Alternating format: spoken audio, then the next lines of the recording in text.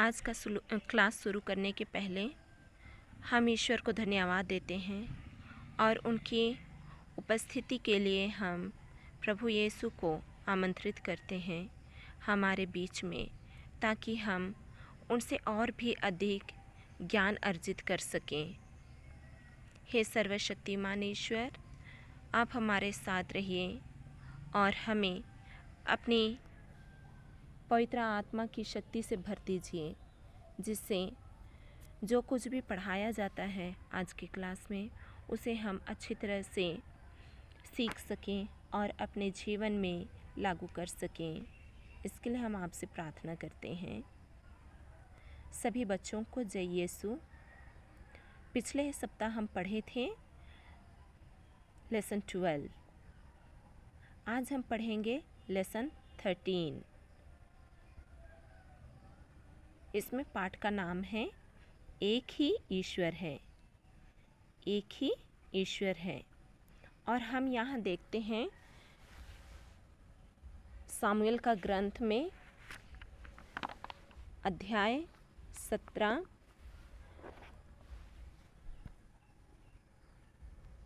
पहला सामुएल अध्याय 17 पद संख्या 1 से 51 तक यह कहानी हम पढ़ते हैं।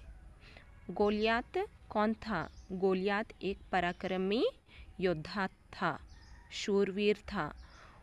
उसकी सैनिक वेशभूषा एवं अस्त्र शस्त्र कैसे थे? वह सब बहुत ही महंगे और लोहे वाले थे।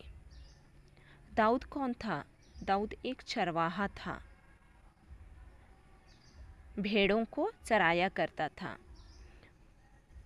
वह किसके नाम पर गोलियात को युद्ध करने निकला? वह ईश्वर के नाम पर ही गोलियात के साथ युद्ध करने के लिए निकलता है। गोलियात का अंत किस प्रकार हुआ? गोलियात का अंत दाऊद ने अपने भाले में एक पत्थर रखकर उनके माथे पर मार देता है और उसी से वह गिर जाता है मूर्छित होकर, और वहाँ उसका अंत होता है। इस तरह से यह कहानी भी समाप्त होती है। और आगे हम देखते हैं पाठ हमें क्या सिखाती है। यहूदियों के मिस्र देश में रहते समय पहली बार ईश्वर ने मूसा के समक्ष अपना अस्तित्व प्रकट किया। ईश्वर ने मूसा से कहा, मैं इस्राएलियों की पुकार सुनी और उन पर मिस्रियों का अत्याचार देखा, इसलिए मैं तुम्हें फिरौन के पास भेजता हूँ। तुम मेरी प्रजा इस्राएल को मिस्र देश से बाहर निकाल लाओ। इस तरह से निर्गमन ग्रंथ अध्याय 3 पद संख्या 9 से 10 में लिखा गया है। फिर हम देखते हैं इस प्रतिज्ञा के अनुसार ईश्वर ने यहूदियों को मिस्र की गुलामी से छुड़ाया। सिनाई पर्वत पर जब यहूदी लोगों के साथ ईश्वर ने अपना विधान स्थापित किया, तो सबसे पहले ईश्वर ने यही चाहा कि वे उस ईश्वर को पहचाने जिसने उन्हें आज़ादी दिलाई। फिर निर्गमन ग्रंथ अध्याय 20 पद संख्या 2 से 3 में हम पढ़ते हैं, मैं प्रभु तुम्हारा ईश्वर हूँ। मैं तुमको मिस्र देश से गुलामी के घर से निकाल लाया। मेरे सिवा तुम्हारा कोई ईश्वर नहीं है। इस तरह से निर्गमन ग्रंथ अध्याय 20 पद संख्या 2 से 3 के वाक्यों में ईश्वर कहते हैं।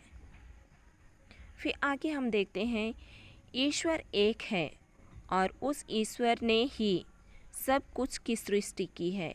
ईश्वर एक है और वही ईश्वर सब कुछ की सृष्टि की है। यहूदियों के लिए एक ही ईश्वर में विश्वास करना इतना आसान नहीं था। क्योंकि अन्य लोग कई देवताओं में विश्वास करने वाले थे। हम देखते हैं इस्राएलियों के लिए इतना आसान नहीं था कि एक ही ईश्वर पर विश्वास करना, क्योंकि वे बहुत सारे देवताओं की पूजा पाठ में भाग लिया करते थे। इसलिए कई बार यहूदी लोग एक ही ईश्वर को छोड़कर अन्य देवी देवताओं की पूजा करने लगे। हारून ने लोगों के कहने पर उनके लिए सोने का बछड़ा बनवाया। तब लोग कहने लगे, इस्राएल यही तुम्हारा देवता है जो तुमको मिस्र देश से निकाल लाया। इस वाक्य को हम निर्गमन ग्रंथ अध्याय 32 में पढ़ते हैं, 32 पद संख्या 4 में पढ़ते हैं। जब मूसा ने यह देखा तो विधान की पट्टियों को पटक कर टुकड़े टुकड़े कर दिए और सोने के बछड़े को जला दिया। तत्पश्चात सब लोगों ने प्रायश्चित किया। इस प्रकार की मूर्ति पूजा पहली आज्ञा का उल्लंघन है। सृष्टिकर्ता ईश्वर को छोड़कर अन्य जीव जंतुओं, वस्तुओं एवं व्यक्तियों को ईश्वर मानकर आराधना करना मूर्ति पूजा है। हम देखते हैं और कहानी में हम पढ़ते भी हैं बाइबल में कि मिस्र के लोगों के लिए एक सोने का बछड़ा बनाया गया और उसी की उपासना करते थे। लेकिन जब मूसा ईश्वर से बातचीत करने के बाद और वो 10 आज्ञा की पाटियाँ लेकर के पर्वत से नीचे उतरते हैं तो वह देखता है वो लोग एक सोने के बछड़े का मूर्ति पूजा कर रहे हैं। वह गुस्से में आकर वो जो 2 पाटियाँ मूसा के हाथ में थी उसे पटक कर और सोने के बछड़े को टुकड़े टुकड़े कर देते हैं, क्योंकि वह एक ईश्वर के लिए अपमानजनक था।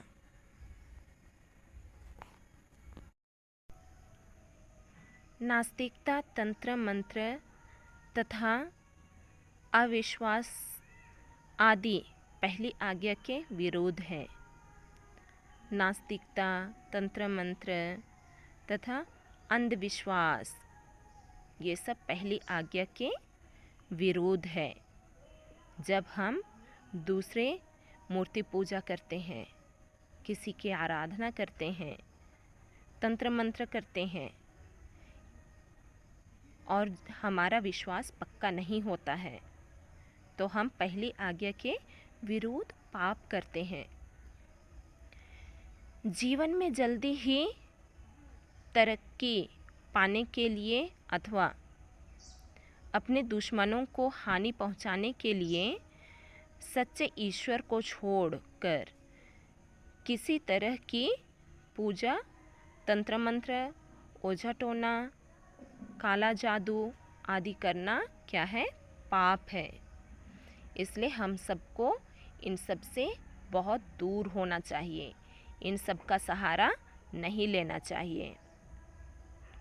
ईश्वर की भविष्यवाणी सुनते हुए नबी ईसायास कहते हैं, नबी ईसायास ईश्वर की भविष्यवाणी को सुनते हुए कहते हैं, मैं शपथ खाकर कहता हूँ, हर घुटना मेरे सामने झुकेगा, हर कंठ मेरे नाम की शपथ लेगा।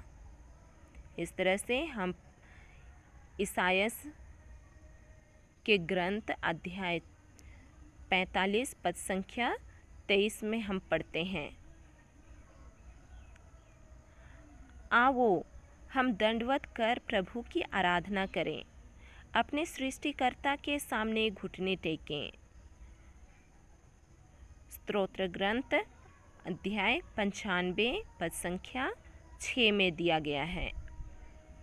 जब शैतान ने प्रभु यीशु की परीक्षा ली तो उन्होंने उससे कहा, अपने प्रभु ईश्वर की आराधना करो और केवल उसी की सेवा करो।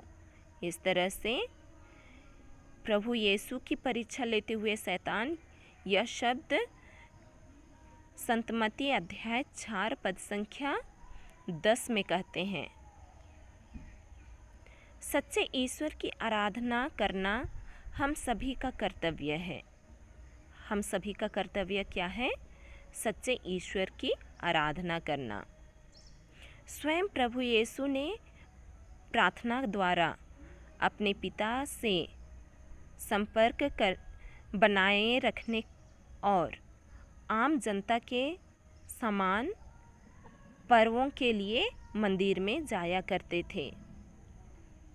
यह वाक्य हम संत लूकस अध्याय 2 पद संख्या 41 से 50 में हम पढ़ते हैं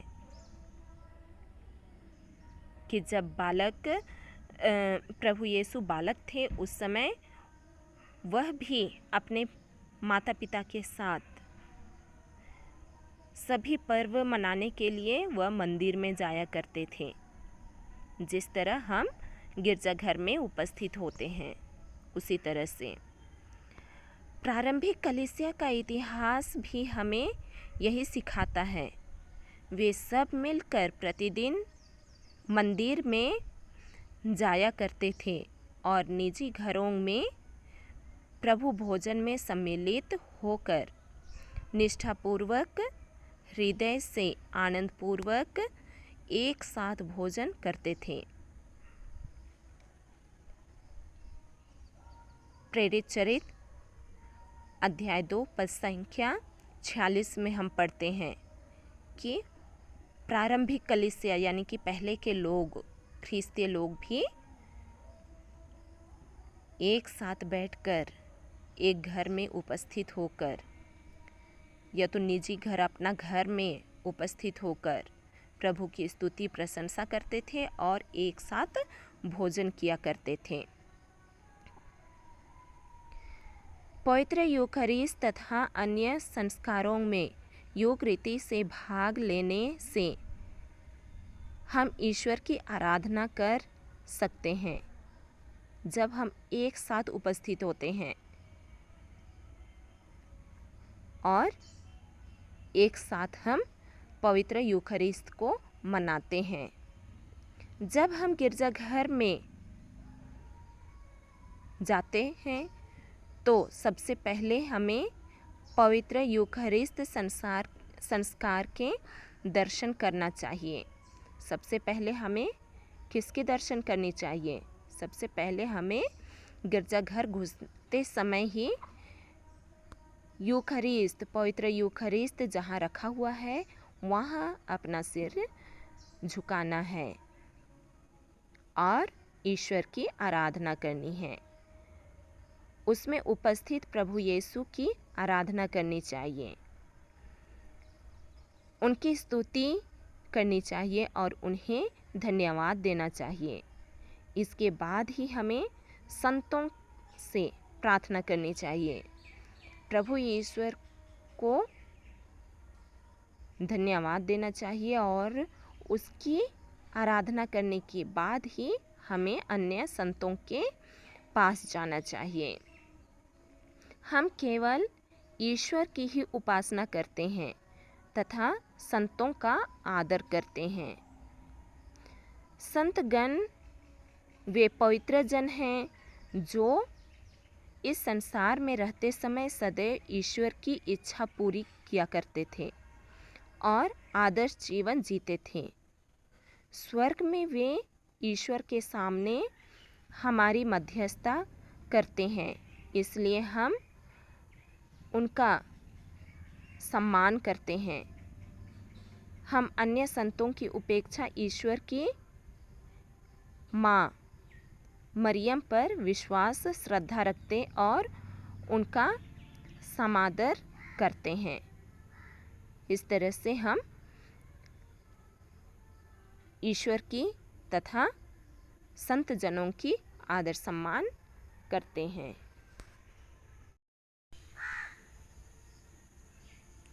अब हम देखते हैं प्रश्नों के उत्तर। यहाँ हमें दिख रहे हैं 5 प्रश्न। फिर नीचे दिया गया है याद करने के लिए संत मार्कुस अध्याय 12 पद संख्या 30 का वाक्य हमें याद करना है। उसमें लिखा है, अपने प्रभु ईश्वर को अपने सारे हृदय, अपनी सारी आत्मा, अपनी सारी बुद्धि और अपनी सारी शक्ति से प्यार करो। फिर यहाँ प्रार्थना दिया गया है, विश्वास की प्रार्थना, भरोसे की प्रार्थना, प्रेम की प्रार्थना। तो इस तरह से इन सभी को अच्छी तरह से पढ़ना है। अब हम यहाँ देखते हैं प्रश्नों के उत्तर। पहला प्रश्न है, यहूदियों के लिए एक ही ईश्वर में विश्वास करना क्यों कठिन था? यहूदियों के लिए एक ही ईश्वर में विश्वास करना इतना आसान नहीं था, क्योंकि अन्य लोग कई देवताओं में विश्वास करने वाले थे। दूसरा प्रश्न है, ईश्वर ने यहूदियों के लिए क्या किया था? ईश्वर ने यहूदियों को मिस्र की गुलामी से छुड़ाया। सिनाई पर्वत पर जब यहूदी लोगों के साथ ईश्वर ने अपना विधान स्थापित किया, तो सबसे पहले ईश्वर ने यही चाहा कि वे उस ईश्वर को पहचाने जिसने उन्हें आज़ादी दिलाई। तीसरा प्रश्न है, हम ईश्वर के प्रति हमारे कर्तव्य कैसे निभाते हैं? सच्चे ईश्वर की आराधना करना हम सभी का कर्तव्य है। यहाँ हम देखते हैं चौथा प्रश्न। चौथा प्रश्न है, पहली आज्ञा के विरुद्ध कौन से पाप हैं? नास्तिकता, तंत्र मंत्र, अंधविश्वास आदि पहली आज्ञा के विरुद्ध है। पांचवा प्रश्न है, संतों के प्रति हम क्यों आदर प्रकट करते हैं? हम केवल ईश्वर की ही उपासना करते हैं तथा संतों का आदर करते हैं। संतगण वे पवित्र जन हैं जो इस संसार में रहते समय सदैव ईश्वर की इच्छा पूरी किया करते थे और आदर्श जीवन जीते थे। स्वर्ग में वे ईश्वर के सामने हमारी मध्यस्थता करते हैं, इसलिए हम उनका सम्मान करते हैं। हम अन्य संतों की अपेक्षा ईश्वर की माँ मरियम पर विश्वास, श्रद्धा रखते और उनका समादर करते हैं। इस तरह से यह पाठ भी यहाँ समाप्त होता है। तो बच्चों, एक ही ईश्वर पर विश्वास करके अपने विश्वास को और भी मजबूत करते रहिए, जिससे हमें ईश्वर की आशीष अधिक से अधिक प्राप्त होती रहेगी।